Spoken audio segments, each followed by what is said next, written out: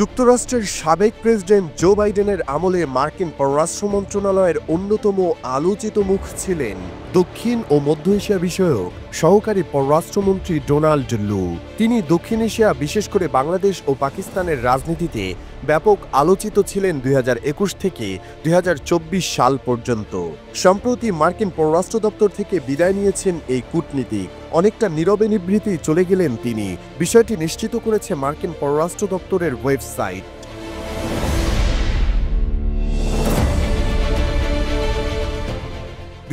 সালে পাকিস্তানের প্রধানমন্ত্রীর কুর্সি থেকে ইমরান খানকে উচ্ছেদের পেছনে মূল ষড়যন্ত্রকারী তথা কুখ্যাত সিআইএ এজেন্ট ডোনাল্ড লুর নাম উঠে এসেছিল বেশ জোরে সোরেই। নতুন প্রেসিডেন্ট ডোনাল্ড ট্রাম্পের শপথের 3 দিন আগে গত 17 জানুয়ারি সহকারী পররাষ্ট্রমন্ত্রী হিসেবে তার মেয়াদ শেষ হয়।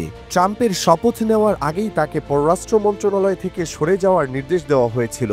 সেই নির্দেশ মেনেই গত 17 জানুয়ারি চাকরিতে ইস্তফা দেন লু। 2021 সালের 15 সেপ্টেম্বর যুক্তরাষ্ট্রের দক্ষিণ ও মধ্য এশিয়া বিষয়ক সহকারী পররাষ্ট্রমন্ত্রী হিসেবে নিয়োগ পাওয়ার পর থেকে ডোনাল্ড লু পাকিস্তানের সঙ্গে মার্কিন সম্পর্ক তত্ত্বাবধানকারী ব্যুরোর নেতৃত্বে ছিলেন।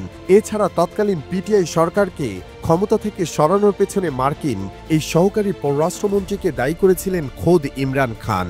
মূলত যখন 2022 সালের এপ্রিলে বর্তমান ক্ষমতাসীন পাকিস্তান মুসলিম লীগ নওয়াজ, পিএমএলএন ও এর রাজনৈতিক মিত্রদের নেতৃত্বে অনাস্থা ভোটের মাধ্যমে ক্ষমতাচ্যুত হন ইমরান খান, তখন তিনি লুয়ের বিরুদ্ধে তাকে সরানোর অভিযোগ আনেন। 2022 সালের 27 মার্চ এ নিয়ে বিতর্ক তুঙ্গে ওঠে।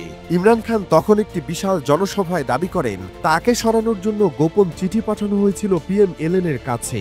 এর সঙ্গে জড়িত লু। ইমরান খান বলেন লু তার সরকারকে অস্থিতিশীল করার চেষ্টা করেছিলেন। ইমরান, লু ও যুক্তরাষ্ট্রে পাকিস্তানের তখনকার রাষ্ট্রদূত আসাদ মজিদ খানের মধ্যে এক আলোচনাকে যুক্তরাষ্ট্রের হস্তক্ষেপের প্রমাণ হিসেবে উল্লেখ করেন। এই আলোচনা সাইফার গেট নামে পরিচিত। এটি ছিল একটি কূটনৈতিক বার্তা। এটি পাকিস্তানের রাজনীতিতে বিদেশি হস্তক্ষেপের অভিযোগে খানের বৃহত্তর বক্তব্যের কেন্দ্রীয় অংশ হয়ে ওঠে। খানের অভিযোগের পর পিটিআই সমর্থকেরা যুক্তরাষ্ট্রে লুর পদত্যাগের দাবি জানাতে শুরু করেন এবং তাকে সাবেক প্রধানমন্ত্রীকে অপসারণের ষড়যন্ত্রের জন্য অভিযুক্ত করে। যুক্তরাষ্ট্রের বিভিন্ন শহরে পিটিআই এর সমাবেশগুলোতে এ দাবি জোরালো হয়। এ বিষয়টি মার্কিন সরকারের উপর রাজনৈতিক চাপ বাড়িয়ে তোলে।